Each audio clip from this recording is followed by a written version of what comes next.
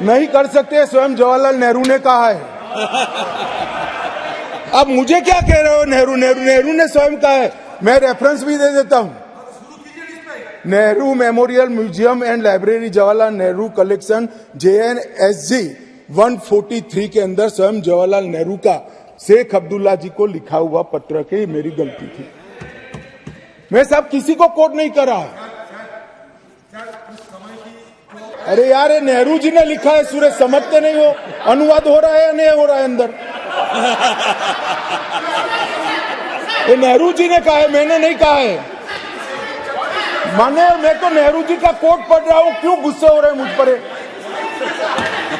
गुस्सा होना है तो नेहरू जी पर होना चाहिए। आप तो जज रहे साहब, ऊपर वाले से तो डरिए, फारूक साहब से इतना मत डरिए। को डराता नहीं, फिर भी डरते हैं, बोलिए। मेरा काम डराना नहीं है, आप लोगों का काम है डराना। हम डराते हैं। मान्यवर, मान्यवर कहा है उसका जवाब मैं आपके बाद दूंगा। नहीं दे सकते आप, नियमों के अनुसार नहीं दे सकते। मान्यवर, वादा किससे किया था? अंग्रेजों ने जो स्कीम बनाई थी आजादी के वक्त, कांग्रेस ने जिस स्कीम को अप्रूव किया, उसमें पूरा अधिकार महाराजा का था। देश भर में कहीं तो पब्लिक को नहीं पूछा गया। क्यों जम्मू कश्मीर में पूछना? और मैं वादे की भी बात करता हूं। चलो मान लेते हैं हमारे संविधान निर्माताओं ने वादा किया था, मगर आप आधा अधूरा पढ़ते हो, इसलिए कंफ्यूजन होता है। इसके अंदर आर्टिकल 370 के अंदर ऊपर टेम्पररी प्रोविजन लिखा गया था। टेम्पररी का मतलब क्या होता है? आजीवन अधिकार हो गया ना जी? कब का जाना चाहिए था, हिम्मत नहीं थी। नरेंद्र मोदी जी ने हिम्मत करी और धारा 370 को समाप्त। नेहरूवियन ब्लंडर, नेहरू के समय में जो ब्लंडर हुआ था, इसके कारण कश्मीर को भुगतना पड़ा। मैं मान्यवर इस सदन में खड़ा रहकर आपके आसन के सामने जिम्मेदारी के साथ कहता हूं कि दो बड़ी गलतियां जो पंडित जवाहरलाल नेहरू के प्रधानमंत्री काल में हुई, उनके लिए गए निर्णयों से हुई। इसके कारण सालों तक कश्मीर ने सहन करना पड़ा। एक सबसे बड़ी गलती, जब हमारी सेना जीत रही थी, पंजाब का एरिया आते ही सीज फायर कर दिया गया और पाक ऑक्यूपाई कश्मीर का जन्म हुआ। अगर सीज फायर 3 दिन लेट होता तो पाक ऑक्यूपाई कश्मीर आज भारत का हिस्सा। तो गुजराती भी कोई बोल सकता है, आप तमिल में भी बोल सकते हो, मगर मैं हिंदी में बोलता हूं, आप अनुवाद ध्यान से सुनते नहीं हो। मैंने जो कुछ पढ़ा वो जवाहरलाल नेहरू जी ने लिखा है, और नेहरू जी ने उसको थोड़ा कम कर किया है कि ये मेरी मिस्टेक थी।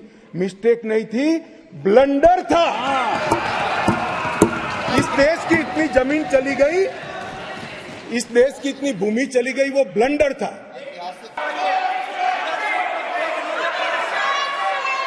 मान्यवर, मैं मान्य सदस्य को कहना चाहता हूं, मान्य सभ्यश्री को कहना चाहता हूं, खाली ब्लंडर से इतना नाराज है, हिमालयन बोलता तो इस्तीफा देकर जाते।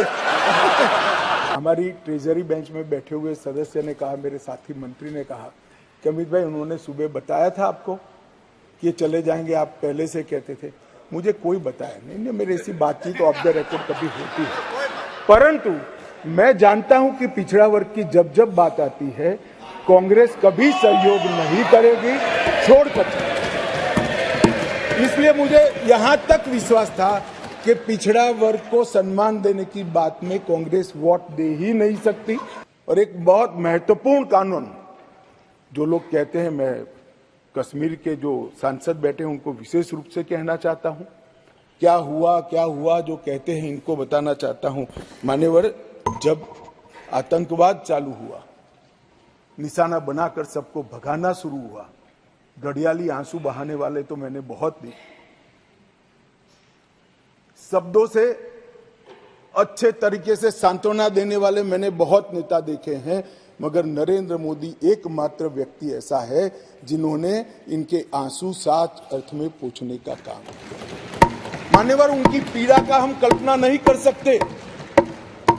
जो करोड़ों रुपए का प्रॉपर्टी वहां छोड़कर जान बचाने के लिए कहीं बेंगलुरु, कहीं अहमदाबाद, कहीं दिल्ली, कहीं जम्मू में जाकर कैंप में रहे हैं, अपने स्तर से बहुत नीचे जीवन जी रहे हैं।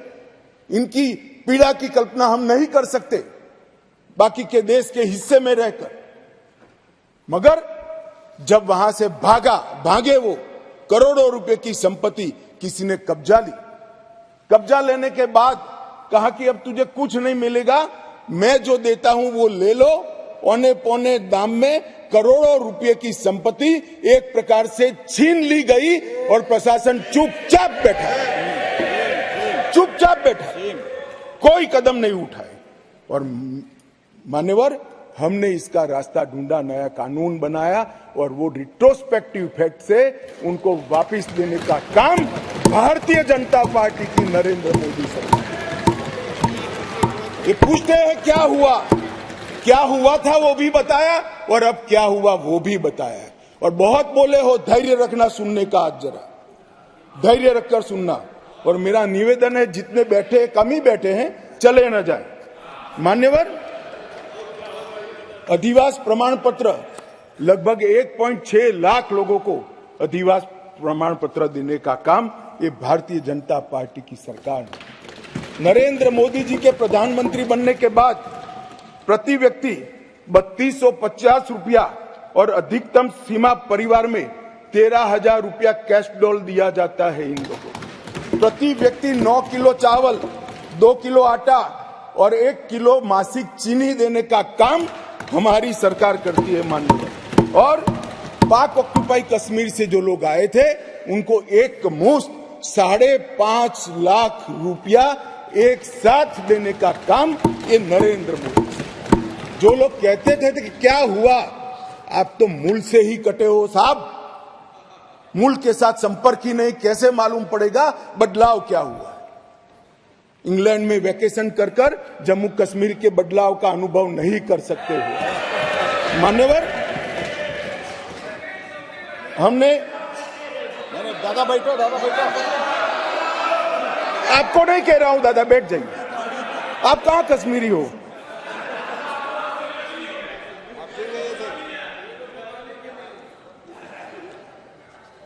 मान्यवर, एक बैकवर्ड क्लास कमीशन बनाया गया। बहुत सहभागिता का अप्रोच बैकवर्ड क्लास कमीशन ने लिया।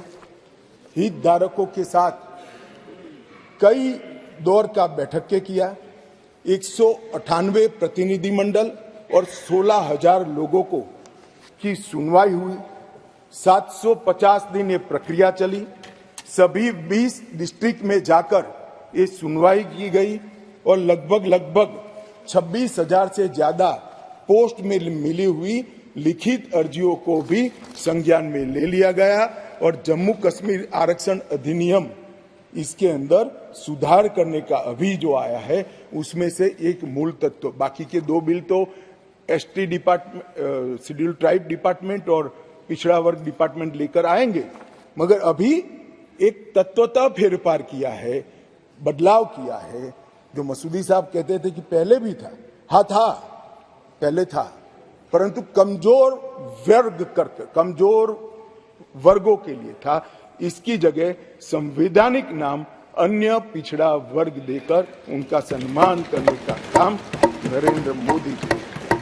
यहां कांग्रेस के ढेर सारे मित्र बैकवर्ड क्लास करते हैं।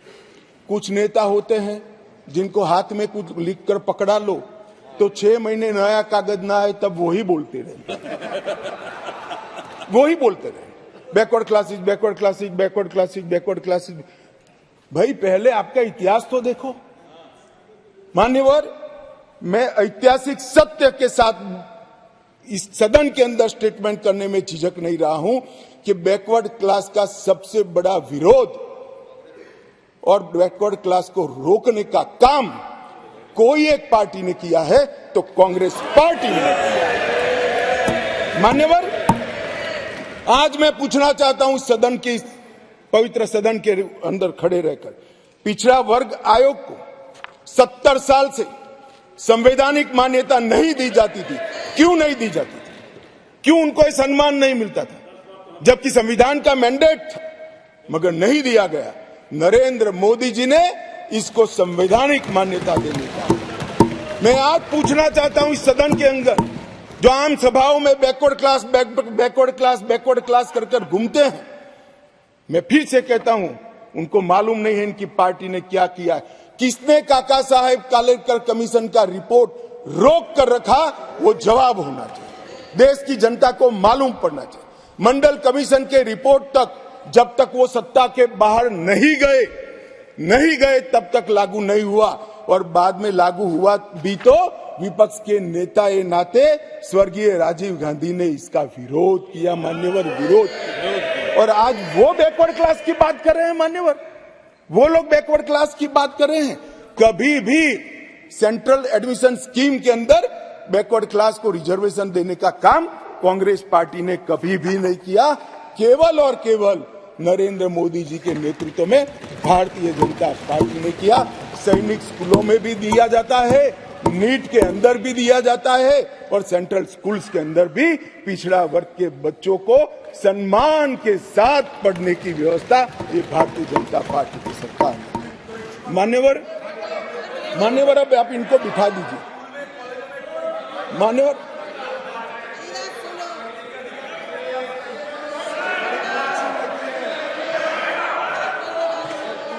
मान्यवर, अब तक डिप्राइव लोगों की बात करते, अब तक ईडब्ल्यूएस, इकोनॉमी का रूप से पिछड़े लोगों को आरक्षण देने की बात कभी नहीं सोची गई। पहली बार नरेंद्र मोदी जी ने अनारक्षित जातियों के गरीब बच्चों को 10% रिजर्वेशन देने का काम।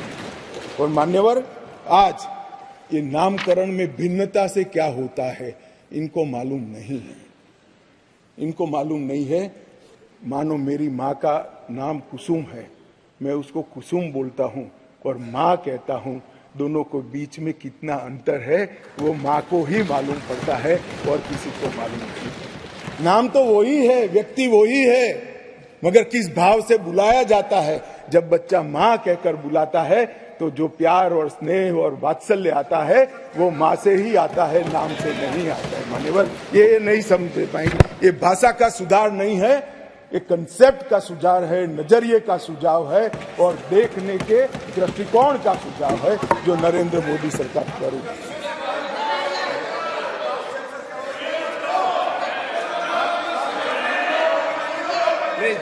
प्लीज। अरे यार अधीर रंजन, मैं एक बात कहता था कि एक नेता लिखा हुआ पढ़ते ही रहते पढ़ते, तुम भी वो स्क्रिप्ट पढ़ने लगे यार। ऐसा मत करो यार अधीर रंजन जी, ऐसा मत करिए। आप माननीय विपक्ष के नेता है, आप भी तो कुछ पढ़ रहे हो। मैं जरा भी पढ़, अरे आपके बारे में नहीं बोल रहे वे, माननीय अधीर रंजन जी आपके बारे में नहीं बोल रहे। प्लीज। मान्यवर, मैं इनको बताना चाहता हूं, आजकल करते करते मेरे 32 साल किसी न किसी सदन में हो गए। मैंने आज तक कभी लिखा हुआ भाषण पढ़ा नहीं। मैं मन की गहराइयों से बोलता हूं। मेरे हाथ में जो कागज होता है आंकड़ों और तथ्यों को रिपेयर करने के लिए होता है, क्योंकि मैं जिम्मेदारी के साथ यहां पर हूं। मान्यवर, प्लीज माननीय सदस्य, प्लीज। मान्यवर, ये विधेयक नरेंद्र मोदी सरकार ने, देश के प्रधानमंत्री नरेंद्र मोदी जी ने देश में लाए हुए सैकड़ों सकारात्मक और परिवर्तनकारी प्रगतिशील परिवर्तनों की कड़ी में एक और मोती जोड़ने का काम ये विधेयक करेगा। और इसलिए मैं आज इस सदन के आशीर्वाद मांगने आया हूं। मान्यवर, कुछ सदस्यों ने बात के अंदर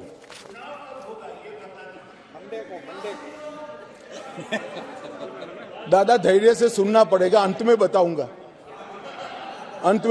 तब तक आप टोके बगैर बैठे।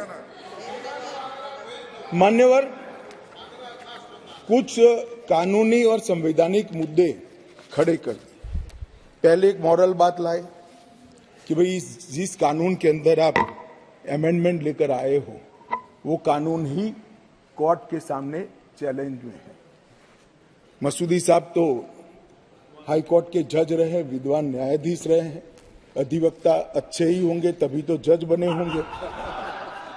मैं उनको कहना चाहता हूं, धारा 370 भी काफी साल तक चैलेंज में रही, क्यों नहीं रोका उसको?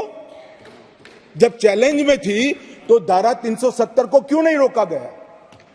और आज आपको कानून की मर्यादाएं याद आ रही है। फिर भी मैं स्पष्टता करना चाहता हूं, आपकी ही पिटीशन है, आप पिटीशनर हो। इस पर स्टे मांगा गया था, स्टे पर बहस हुई, न्यायाधीशों ने सुनवाई कर स्टे देने से इनकार किया। स्टे देने से इनकार किया। मैं बहुत रिस्पॉन्सिबिलिटी के साथ यहां बोल रहा हूं, कोई स्टे नहीं है, कोई स्टे नहीं है। कहा कि हम समाज करेंगे, एडमिट किया, जो एडमिट खुद ही होता है कि नहीं, एडमिट होने से कुछ नहीं होता, स्टे करना पड़ता है, ऑर्डर में स्टे करना पड़ता है। मान्यवर, जब तक आप तो जज रहे साहब, ऊपर वाले से तो डरिए, फारूक साहब से इतना मत डरिए। मान्यवर, पिटीशन एडमिट होने से किसी को डराता नहीं, फिर भी डरते हैं, बोलिए। मेरा काम डराना नहीं है, आप लोगों का काम है डराना, हम डराते नहीं। मान्यवर, और मान्यवर कहा है उसका जवाब मैं आपके बाद दूंगा। नहीं दे सकते आप, नियमों के अनुसार नहीं दे सकते। मान्यवर, जब कोई भी पिटीशन सुप्रीम कोर्ट के सामने जाता है, अगर सुप्रीम कोर्ट उसको स्टे नहीं देता है तो तब तक यथास्थिति बनती है, और यथास्थिति ये है कि राष्ट्रपति महोदय ने इसको कानून को बनाने का काम पूर्ण कर दिया है। ये यथास्थिति है, इसके लिए मैं इसके अंदर अमेंडमेंट लेकर किसी भी समय पर आ सकता हूं। और ये जो है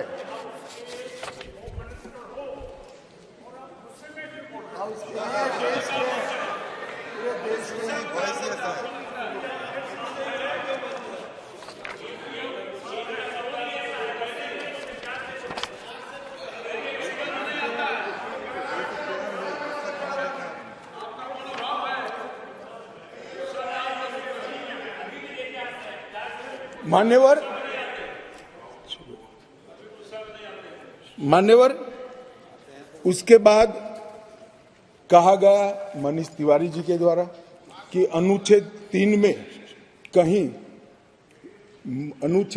में कहीं पर भी यूटी का प्रावधान नहीं है। अब मैं मान्यवर, कोई कंफ्यूजन नहीं रहना चाहिए, बहुत बड़ी बात माननीय सदस्य ने करी है। मैं अनुच्छेद 3 इस सदन में पढ़ना चाहता हूं। नए राज्यों का निर्माण और वर्तमान राज्यों के क्षेत्रों, सीमाओं या नामों में परिवर्तन, ये अनुच्छेद का मूल चीज है। इसके अंदर आगे किसी राज्य में उसका राज्य क्षेत्र अलग करने अथवा 2 या अधिक राज्यों को या राज्यों के भागों को मिलाकर अथवा किसी राज्य क्षेत्र को किसी राज्य के भाग के साथ मिलाकर नए राज्य का निर्माण देश की संसद कर पाएगी। अब इन्होंने कहा यूटी नहीं है, यूटी का इसमें प्रोविजन नहीं है, मगर शायद उन्होंने पूरा पढ़ा नहीं या जानबूझकर आगे उन्होंने सदन को बताया नहीं। इसी के नीचे आर्टिकल 3 के नीचे ही स्पष्टीकरण है। इस अनुच्छेद के खंड क से ड में, जिसमें सारी चीजें आता है, राज्य के अंतर्गत संघ राज्य क्षेत्र समाहित है। तो वहां पर राज्य मीन्स संघ राज्य क्षेत्र अपने आप हो जाता है। तो ये इनको मैं मनीष जी को थोड़ा स्पष्टता करना चाहता हूं कि इतना बड़ा गैरकानूनी काम कम से कम नरेंद्र मोदी सरकार नहीं कर सकती। ये कोई इंदिरा गांधी की सरकार नहीं है जो इस प्रकार के कानून लेकर आए। भाई अभी बहस नहीं हो सकती, बाद में मैं आपको सवाल, मैं बाद में आपको मौका दूंगा क्वेश्चन पूछने का, अभी बैठ जाइए। मैं बाद में आपको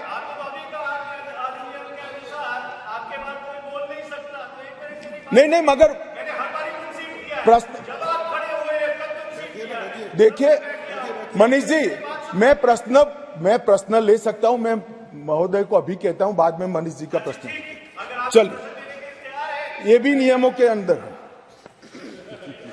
मान्यवर, बाद में उन्होंने कहा कि अनुच्छेद 3 के परंतु को निलंबित करके राष्ट्रपति शासन डाला क्योंकि ये प्री डिजाइन था। मान्यवर, मेरे पास लिस्ट है। आंध्र प्रदेश में राष्ट्रपति शासन 1973 में डाला, हम नहीं थे, कांग्रेस की सरकार थी, परंतु निलंबित किया गया था। अरुणाचल में डाला गया, परंतु निलंबित। 81 में आंध्र प्रदेश में उनकी सरकार, परंतु निलंबित किया था। 1990 में परंतु निलंबित किया था। बिहार 1969 कांग्रेस सरकार, परंतु निलंबित किया था। 72 परंतु निलंबित किया था। 1977 परंतु निलंबित किया था। 69 बिहार, फिर गोवा 1990 परंतु निलंबित था। 1990 परंतु मेरे पास लगभग 27 राज्यों के 70 से ज्यादा है, एक में भी वो परंतु निलंबित करे बगैर राष्ट्रपति शासन नहीं डाला गया है।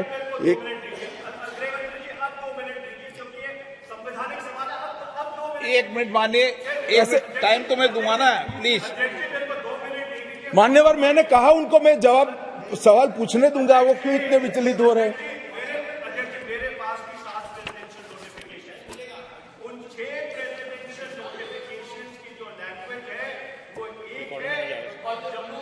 के प्रेसिडेंशियल नोटिफिकेशन की लैंग्वेज अलग है। मैं आपको अभी डेमोन्स्ट्रेट कर सकता हूं, मैं अभी पढ़ के सुनाता हूं, मैं अभी पढ़ के सुनाता हूं। इस पर बहस ही नहीं है, लैंग्वेज क्या है? इस बहस इस पर है कि अनुच्छेद 3 के परंतु को, जिसमें असेंबली का पावर यहां पर आता है, उसको निलंबित किया गया है या नहीं किया? एक लिमिटेड क्वेश्चन पर हम है, कहां है बात ही खड़ी होती है? मंत्री जी, नो। माननीय अध्यक्ष जी, मुझे संरक्षण दीजिए, ऐसे नहीं हो सकता बिल का जवाब। नो, माननीय गृह मंत्री जी, आपका रिकॉर्ड भी नहीं जा रहा है, इससे माननीय गृह मंत्री जी। मान्यवर, आप प्लीज मुझे व्यवस्था दीजिए, ऐसे बिल का जवाब नहीं दिया जा सकता, ऐसे महत्वपूर्ण बिल का। एक मिनट। नो, माननीय, मैंने आपको कहा आपको सवाल पूछने का मौका दूंगा, प्लीज माननीय गृह मंत्री जी।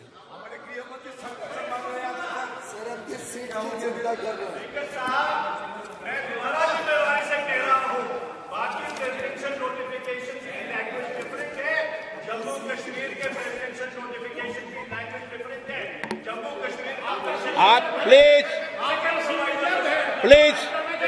नो, माननीय रामकृपाल जी प्लीज, माननीय मनीष तिवारी जी प्लीज।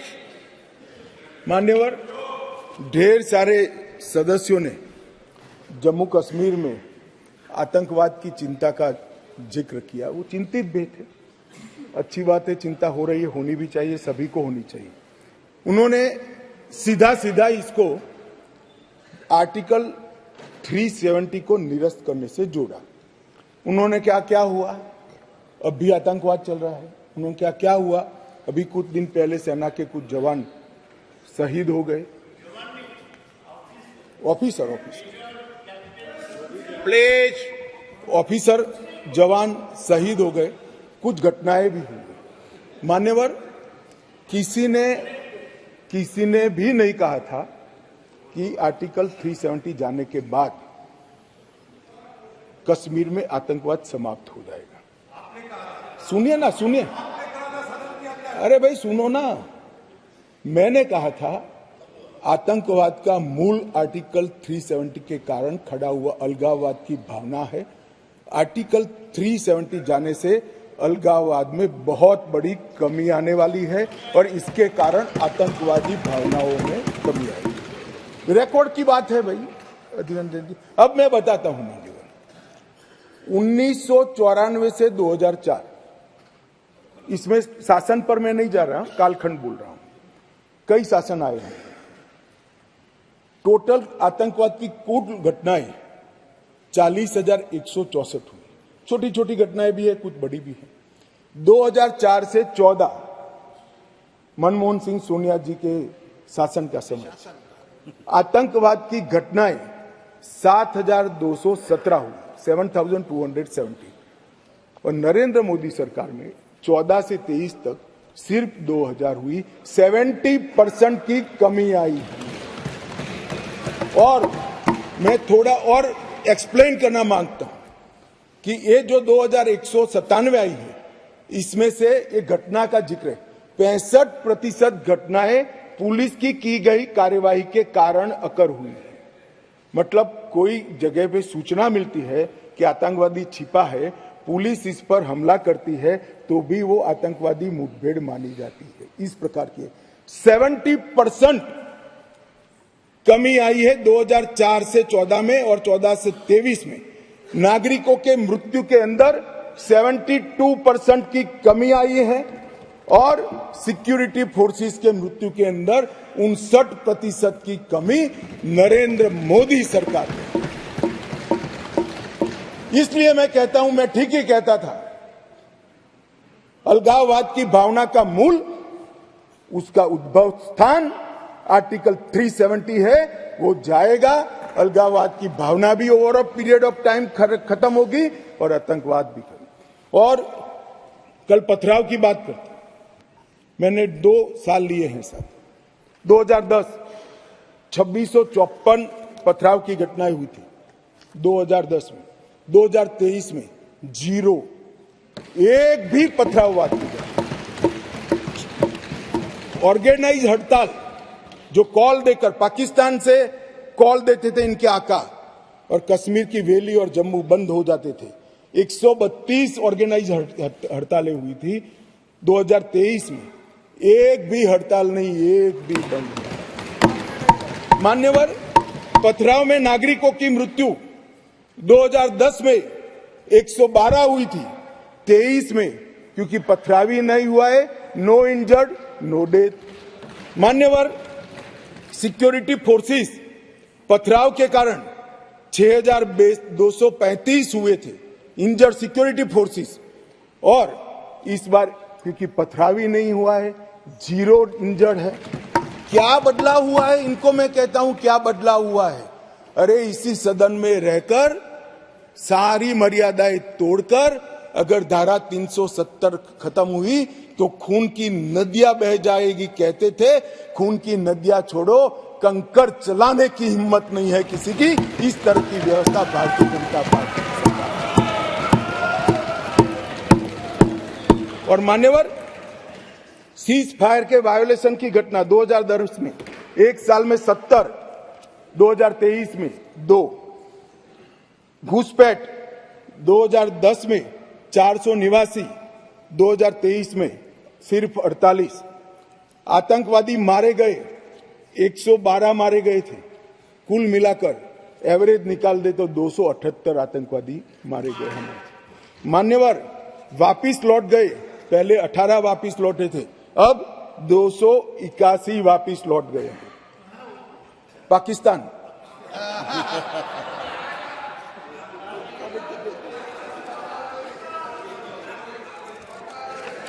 मान्यवर, और वो ऐसे ही नहीं हुआ है।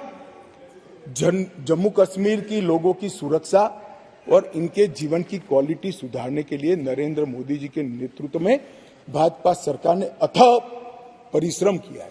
मान्यवर, गृह मंत्रालय हर माह यहां पर सिक्योरिटी रिव्यू करता है और हर 3 माह में मैं वहां जाकर सिक्योरिटी रिव्यू करता हूं। मान्यवर, एक 0 टेरर प्लान बनाया गया है जिसको हमने इम्प्लीमेंटेशन में लाया है। 3 साल से वो प्लान एक्शन में है। मुझे पूरा भरोसा है मान्यवर कि 24 के बाद फिर से मोदी जी आने वाले हैं। 26 आते आते 0 टेरर प्लान 100% इम्प्लीमेंट होगा। मान्यवर, इसके साथ साथ कंप्लीट एरिया डोमिनेशन का प्लान बनाया है, वो भी 2026 तक समाप्त हो जाएगा। और पहले सिर्फ टेररिस्टों को मारते थे, हमने इसकी इकोसिस्टम को खत्म किया है। इसके साथ साथ टेरर फाइनेंस पर इकोसिस्टम को खत्म करने के लिए केस किए। एनआईए ने 32 केस किए, जिसमें कुछ पार्टियां बड़ा अरण्य रुदन कर रही है, हाय तौबा कर रही है। क्यों केस हो रहे हैं? क्यों इसलिए केस हो रहे हैं कि पाकिस्तान से पैसा आ रहा है, ये परमिटेड नहीं है, ये नरेंद्र मोदी सरकार है, ये नहीं चाहिए। एनआईए द्वारा 32 केस हुए, एसआईए द्वारा 51 केस हुए, 83 केस टेरर फंडिंग और फाइनेंस के हुए हैं। लगभग 229 अरेस्ट हुए हैं, 150 करोड़ की मूल्य की 57 प्रॉपर्टी को सीज कर नीलामी के लिए कोर्ट के सामने दस्तावेज रख दिए गए और 134 बैंक अकाउंट सील किए, जिसमें 122 करोड़ रुपया सीज हुआ है और 5.5 करोड़ रुपया कैश हुई है। और मान्यवर कहते थे क्या फर्क पड़ा है। अब्दुल्ला साहब बैठे थे। अब्दुल्ला साहब, आप जब मुख्यमंत्री पद छोड़े तब से लेकर मोदी जी प्रधानमंत्री बने तब तक 19 तक जम्मू कश्मीर में थिएटर नहीं चलते थे। पूरे देश को मालूम ही नहीं है, जम्मू कश्मीर में थिएटर नहीं चलते थे। धारा 370 खत्म होने के बाद 2021 में जम्मू कश्मीर में पहला थिएटर शुरू हुआ। 30 साल के बाद क्या परिवर्तन हुआ है पूछते हैं, इसलिए मैं कह रहा हूं कि यह परिवर्तन हुआ है। श्रीनगर में एक मल्टीप्लेक्स बना, पुलवामा, शोपिया, बारामूला, हंदवाड़ा 4 नए थिएटर खुले, 100 से अधिक फिल्मों की शूटिंग शुरू हो गई। जो फारूक साहब ने अंतिम देखा होगा, बाद में नहीं देखा होगा किसी ने, अब शूटिंग शुरू हो गई है और लगभग 100 मूवी थिएटरों के लिए बैंक लोन के प्रस्ताव आज बैंक में पेंडिंग। ये मान्यवर इंडिकेटर है, थिएटर खोलने की स्थिति ही नहीं थी। क्यों बंद करने पड़े थे मुझे बताओ ना। ऐसा तो है नहीं कि जम्मू कश्मीर में कोई थिएटर पिक्चर देखना नहीं चाहता,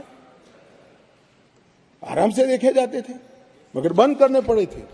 मान्यवर लगभग कहते थे कि क्या हुआ था कि 370 खत्म करना पड़ा। 45,000 लोगों की मृत्यु हुई है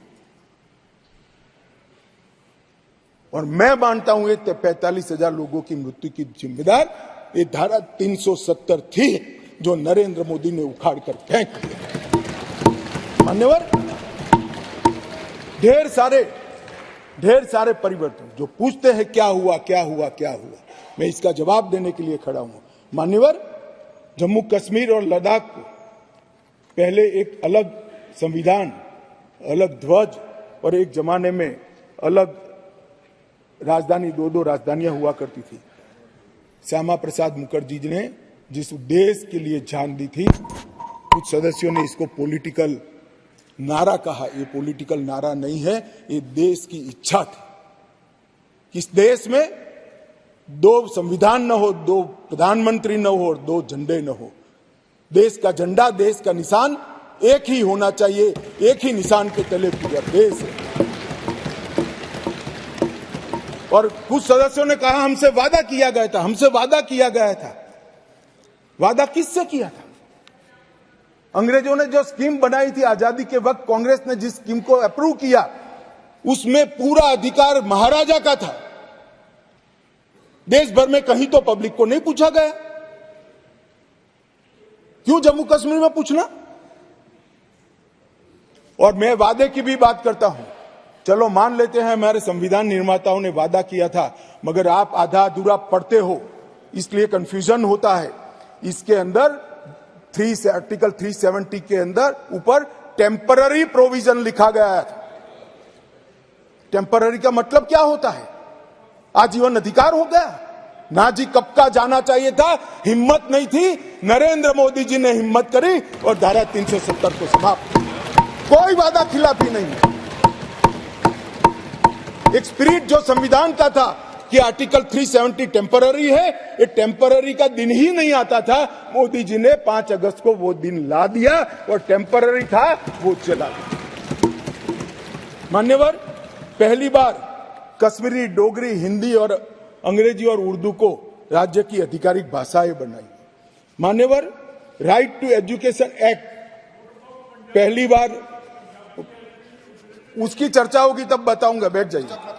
भूमि अधिग्रहण और मुआवजे का कानून, forest right act, SC ST prevention atrocity act, whistle blower protection act, juvenile justice act और अल्पसंख्यक आयोग अधिनियम 1992 ये रोक कर रखे थे, वो अब लागू हो गए। असेंबली वहां की 6 साल की बनाकर रखी थी, अब वो भी 5 साल की हो गई। और बड़े बदलाव हुए। मान्यवर, मैं आज कहना चाहता हूं, हम भी गए थे, लाल चौक पर तिरंगा फहराने के लिए रोक दिया था। मोदी जी और हमारे उस वक्त के अध्यक्ष मुरली मनोहर जी गए और लाल चौक में तिरंगा फहराया था। मान्यवर, तिरंगा फहराने के लिए जद्दोजहद करनी पड़ती थी। आज हर घर तिरंगा, घाटी का एक भी घर ऐसा नहीं था जहां पर तिरंगा न फहरा। मान्यवर, ये बदलाव है। आज लाल चौक में सारे धर्म के त्योहारों को रंग चंग के साथ मनाया जाता है और सारे धर्म के लोग पार्टिसिपेट करते हैं। बंधारण संविधान की स्पिरिट को अब नीचे उतारा गया है। ये जो पूछते हैं क्या हुआ क्या हुआ क्या हुआ, मैं उनको जवाब देना चाहता हूं। मान्यवर, मैं उनको जवाब देना चाहता हूं, जब आर्टिकल 370 गया उसके पहले जीएसडीपी 1 लाख करोड़ था, सिर्फ 1 लाख करोड़। आज 2,27,927 करोड़ जीएसडीपी, सिर्फ 5 साल में डबल। रोजगारी ढेर सारी बढ़ी। पहले 94 डिग्री कॉलेज थे मसूदी साहब, अब 147 हो गई। आईआईटी, आईआईएम और 2 एम्स। सबसे पहला राज्य ऐसा है जहां 2 एम्स दिए गए, वो हमारा जम्मू कश्मीर। मेडिकल कॉलेज पहले 4 थे 70 साल में, 7 नए मेडिकल कॉलेज बनाए गए, 15 नर्सिस कॉलेज बनाए गए। मेडिकल सीट 500 थी, अब नई 800 सीटें जोड़ने का काम आर्टिकल 370 जाने के बाद हुआ है। 367 पीजी की सीटें थी, उसमें नई 397 सीटें जोड़ने का काम नरेंद्र मोदी सरकार ने किया है। और लगभग मिड डे मील 6 लाख लोगों को मिलता था, अब 9,13,000 लोगों को मान्यवर मिड डे मील मिलता है। प्रधानमंत्री ग्राम सड़क योजना की एवरेज 158 किलोमीटर थी, अब 8,068 किलोमीटर प्रति साल हो गई। क्या हुआ है जो पूछते हैं, इनको मैं बताता हूं। मैं देता हूं जवाब।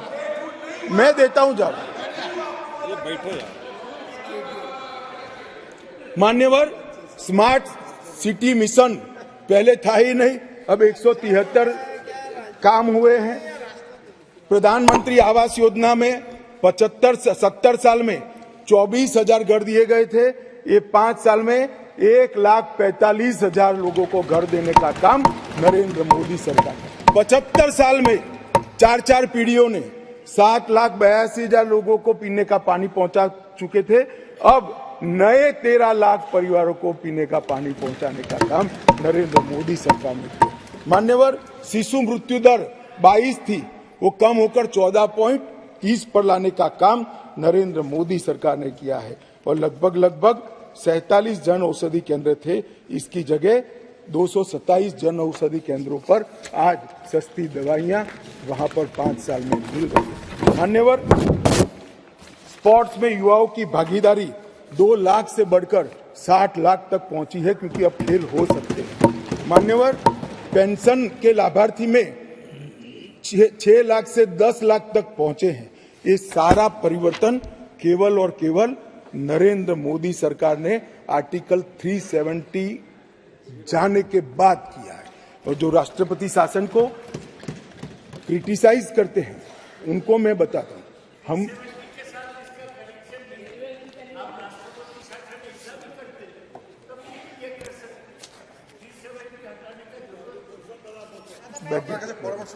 दादा, आप कई बार बंगाल में पहुंच जाते हो, यहां बैठे हुए।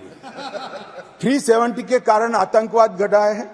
आतंकवाद जाने के कारण, कम होने के कारण वहां अच्छा वातावरण हुआ है। इसी के कारण ये सब डेवलपमेंट हुआ है, वरना आईआईएम न होता, न एम्स होता, कुछ न होता। आप नहीं समझ पाओगे। जब हमारा सरकार बंगाल में आएगा, वातावरण सुधरेगा और विकास होगा, तब मालूम पड़ेगा कि क्या परिवर्तन है।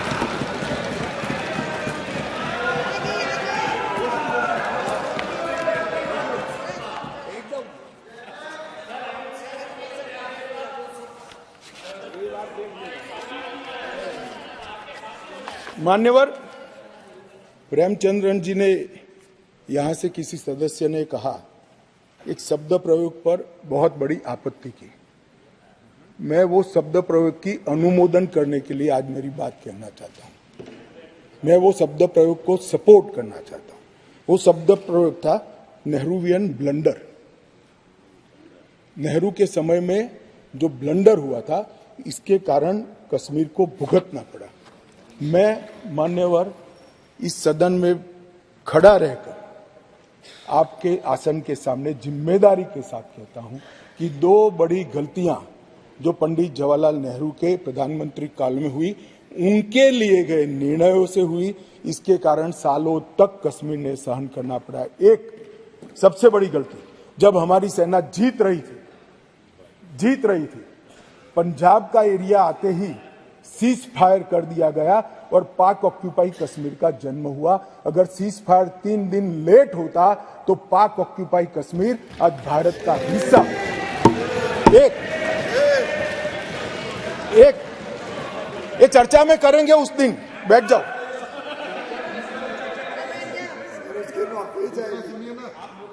चर्चा है ना पूरा दिन मान्यवर। और दूसरा,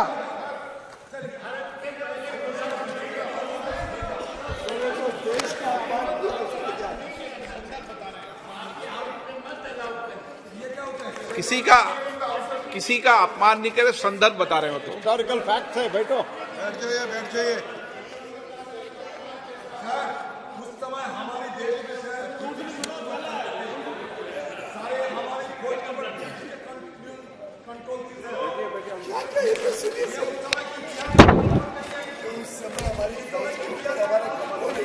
नहीं तो आपको कैसे मालूम हुआ इस वक्त का?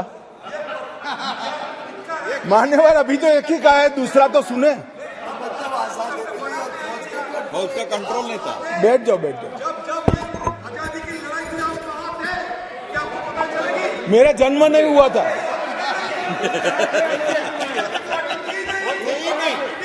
मान्यवर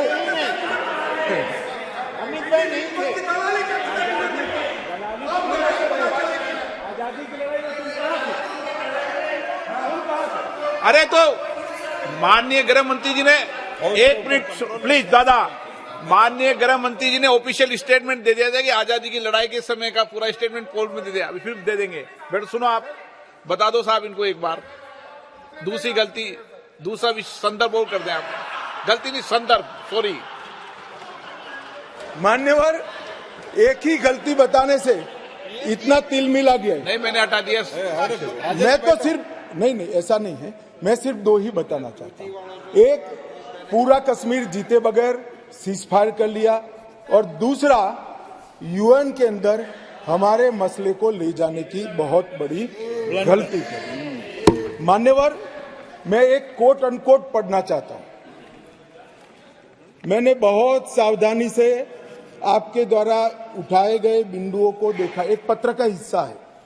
मैंने बहुत सावधानी से आपके द्वारा उठाए गए बिंदुओं को देखा है, लेकिन मुझे डर है कि मेरे विचार आपके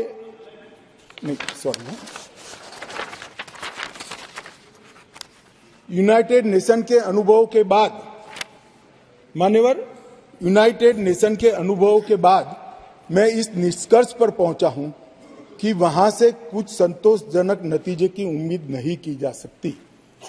मुझे यह एक अच्छा फैसला लगा, इनटू ब्रैकेट सीज फायर। मुझे यह एक अच्छा फैसला लगा, लेकिन इस मसले को ठीक से नहीं निपटा गया। हम सीज फायर और विचार करके कुछ बेहतर मार्ग निकाल सकते थे। मुझे लगता है कि भूतकाल में हमसे द्वारा की गई गलती है। इसमें आपत्ति है? नहीं कर सकते, स्वयं जवाहरलाल नेहरू ने कहा है। अब मुझे क्या कह रहे हो? नेहरू ने स्वयं कहा है। मैं रेफरेंस भी दे देता हूं। Nehru memorial museum and library, Jawaharlal Nehru collection, JNSG 143 के अंदर स्वयं जवाहरलाल नेहरू का शेख अब्दुल्ला जी को लिखा हुआ पत्र के मेरी गलती थी। मैं सब किसी को कोट नहीं कर रहा।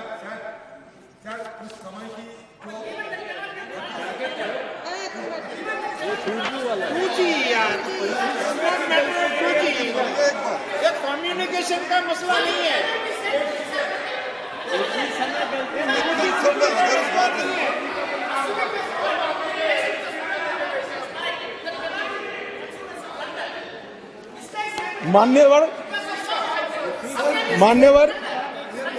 रहे उसको इतना बड़ा कांड हो गया, देश की भूमि गई, तुझे को लगता है सिर्फ मिस्टेक है? मान्यवर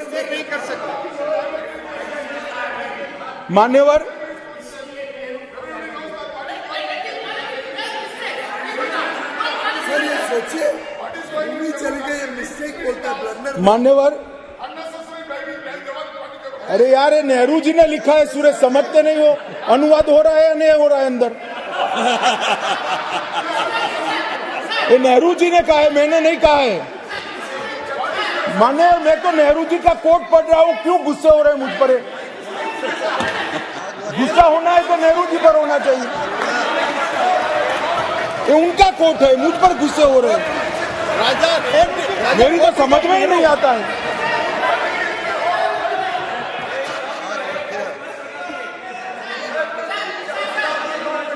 मान्यवर, ये खामखा मुझ पर गुस्से हो रहे हैं। मैंने जो पढ़ा है वो नेहरू जी ने स्वयं शेख अब्दुल्ला जी को लिखा हुआ है, और गुस्से होना है तो जवाहरलाल नेहरू जी पर उनको होना चाहिए।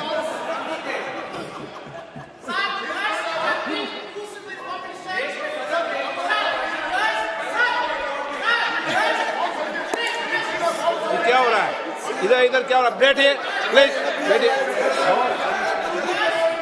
प्लीज, आप भी बैठिए, आप भी बैठिए, आप भी बैठिए। माननीय गृह मंत्री जी, एक सप्ताह झगड़ा निपट ले, कि राजा बोलेगा या गोगोई बोलेगा, कौन सा जी बोलेगा वो निपट ले, फिर उनको अनुमति देना।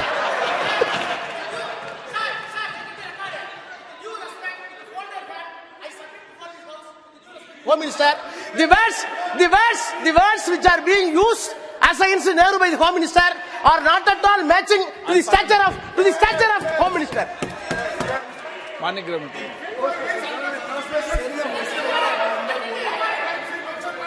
ओके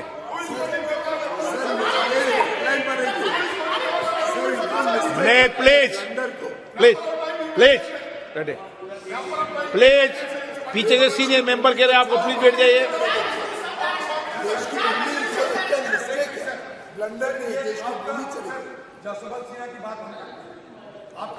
मान्यवर, आपने बोल लिया था ना मुझे जब रक्षा सिन्हा जी का दीजिए, विषय, ऐसे नहीं होता है जवाब। आपने बोल लिया था, प्लीज। अरे आपने कोट किया है, बैठो अभी। माननीय गृह मंत्री जी, आपका रिकॉर्ड में जा रहा, बाकी रिकॉर्ड में जा रहा। मान्यवर, उस वक्त जब यूएन में मामला भेजना था तब भी निर्णय बहुत आनंद फानन में लिया गया। मामले को संयुक्त राष्ट्र चार्टर के अनुच्छेद 35 की जगह 51 के तहत ले जाना चाहिए था। मेरा तो मत है ले जाना ही नहीं चाहिए, मगर ले जाना था तो 51 के तहत ले जाना चाहिए था। इसकी जगह 35 पर ले गए। वो भी कई लोगों ने रिकॉर्ड पर सलाह देने के बावजूद भी निर्णय कर दिया गया कि अनुच्छेद 35 के तहत ले जाएंगे। और कुछ लोगों को मेरी भाषा, मैं क्या कर सकता हूं? मैं तो इस देश की भाषा बोलता हूं। मतलब इस देश की भाषा तमिल भी है, हिंदी भी है, बंगाली भी है, मराठी भी है, तेलुगु भी है, कन्नड़ भी है, तो गुजराती भी कोई बोल सकता है। आप तमिल में भी बोल सकते हो, मगर मैं हिंदी में बोलता हूं। आप अनुवाद ध्यान से सुनते नहीं हो। मैंने जो कुछ पढ़ा वो जवाहरलाल नेहरू जी ने लिखा है, और नेहरू जी ने उसको थोड़ा कम कर किया है कि ये मेरी मिस्टेक थी। मिस्टेक नहीं थी, ब्लंडर था। इस देश की इतनी जमीन चली गई, इस देश की इतनी भूमि चली गई, वो ब्लंडर था, ऐतिहासिक ब्लंडर था।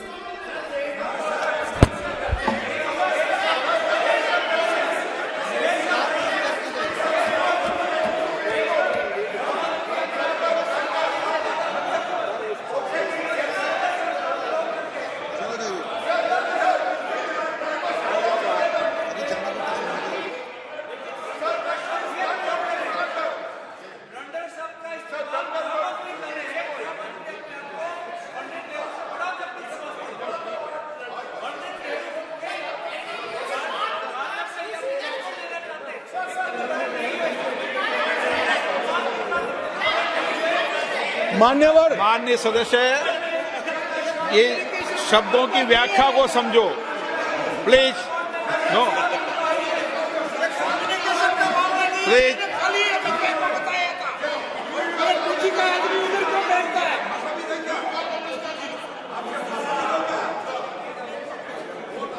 मान्यवर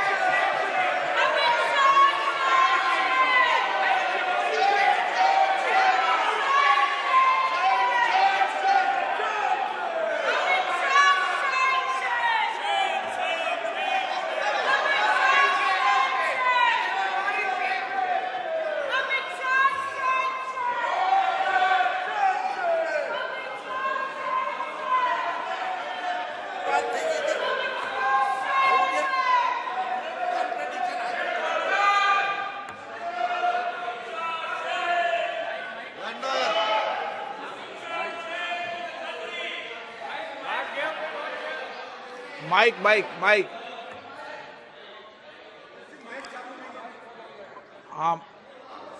आप बोलिए। और एक क्षेत्र में ब्लंडर का शब्द का प्रयोग किया गया है, वो भी जवाहरलाल नेहरू जी के क्षेत्र में, वो है हिमालयन ब्लंडर। इसके बारे में भी गृह मंत्री जी थोड़ी बात बोल सकते हैं। ब्लंडर से ऐसा है मान्यवर, मैं माननीय सदस्य को कहना चाहता हूं, माननीय सभ्यश्री को कहना चाहता हूं, खाली ब्लंडर से इतना नाराज है, हिमालयन बोलता तो इस्तीफा देकर जाते। आ जाओ बैठो।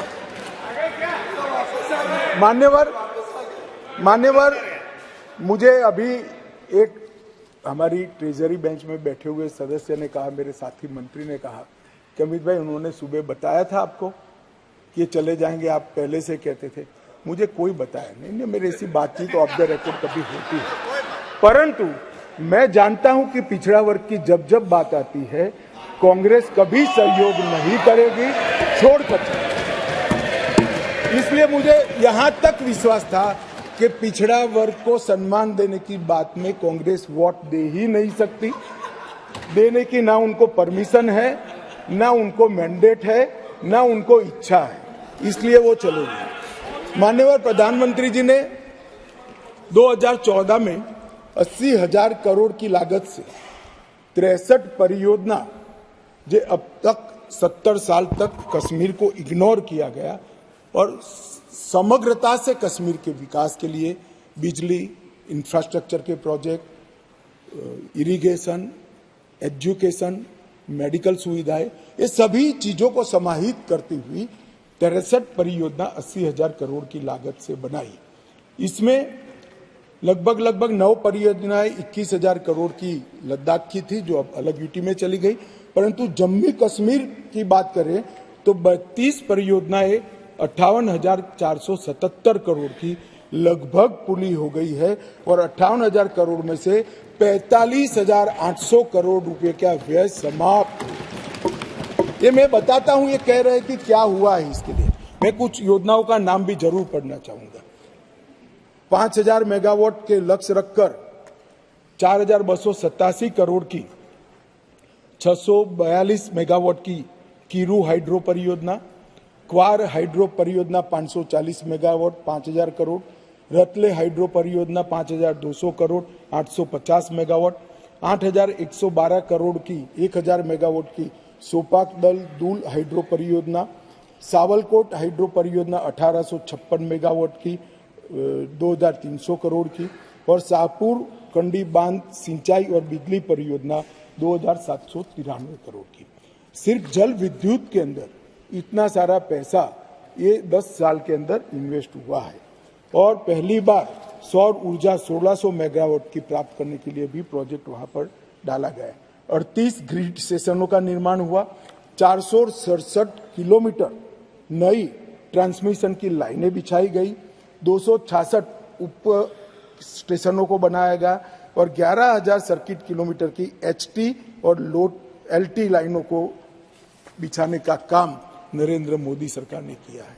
सिंचाई का जहां तक सवाल है, 62 करोड़ की रावी नहर योजना पूरी कर ली गई, 45 करोड़ का टसर चलन 3 त्राल सिंचाई योजना का पूरा किया गया। झेलम और सहायक नदियों के बाढ़ प्रबंधन के लिए 399 करोड़ के तीसरे चरण का काम पूरा हो गया। 1632 करोड़ का दूसरे चरण का काम चल रहा है और चरण 1 का काम पूरा होकर 31,800 क्यूसेक से बढ़कर 41,000 क्यूसेक की परिवहन की क्षमता आज परिवहन कर रही है। शाहपुर कंडी बांध परियोजना भी पूरी हो गई है। जम्मू प्रांत की प्रमुख नहरों से 3 पीढ़ियों से गाद नहीं निकाली गई थी। 59 दिन में ही राष्ट्रपति शासन लगने के बाद गाद निकालने का काम 70 साल के बाद पूरा हुआ है। रेल नेटवर्क का विस्तार हुआ है।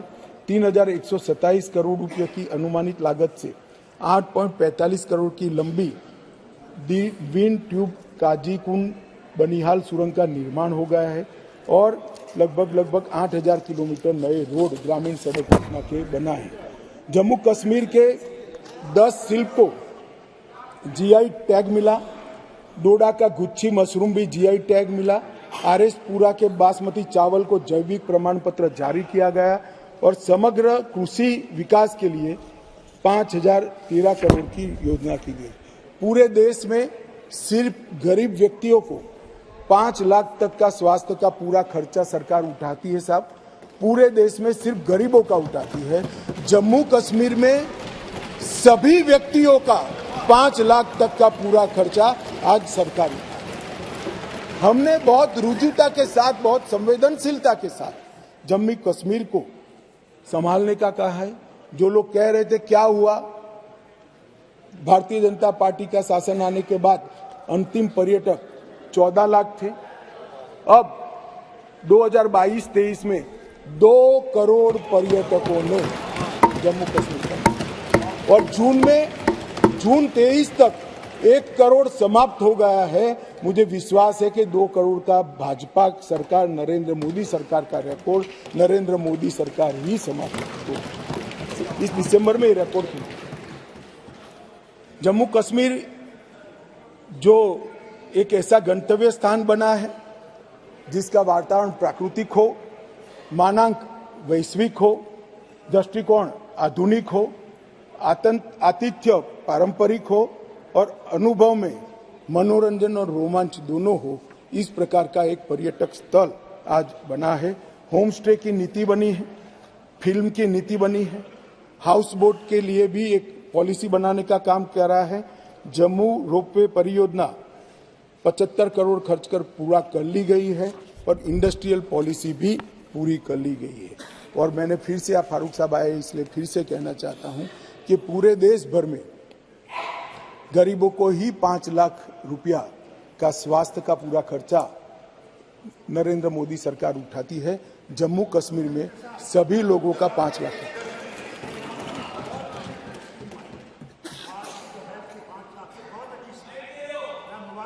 धन्यवाद। धन्यवाद साहब, धन्यवाद।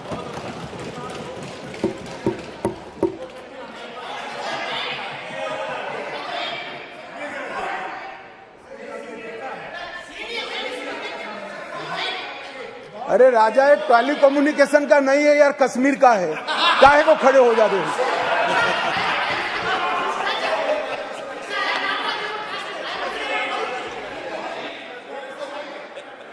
They are refusing to take it because they say हमें पैसा इसकी तरफ देखिए मेहरबानी करके।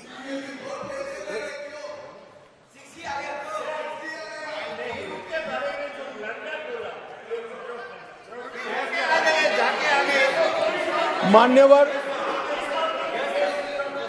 बैठिए दादा। आपके जाने के बाद एक माननीय सदस्य खड़े हुए, उन्होंने कहा इसके लिए ब्लंडर नहीं हिमालयन ब्लंडर भी शब्द प्रयोग किया गया। मान्यवर, अंत में मैं जो बिल लेकर आया हूं,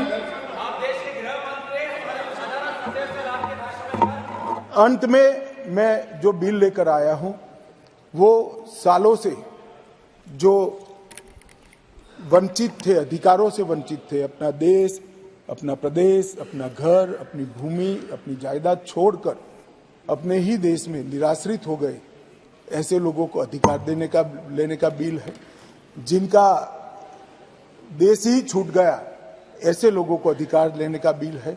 और जो वर्षों से सम्मान से वंचित थे, ऐसे पिछड़ा वर्ग के लोगों को संवैधानिक शब्द अन्य पिछड़ा वर्ग से सम्मानित करने का ये बिल है। मैं अतः सदन से निवेदन करना चाहता हूं कि मेरी पार्टी का आप जरूर विरोध करिए, प्रधानमंत्री जी की नीतियों का भी करिए, मेरा व्यक्तिगत तौर पर भी करिए, मगर ये बिल का उद्देश्य बहुत पवित्र है। कम से कम पिछड़ा वर्ग के लोग और हमारे विस्थापित हैं, उनकी ओर देखते हुए आप समर्थन करिए और इसको सर्वानुमत से पास करिए।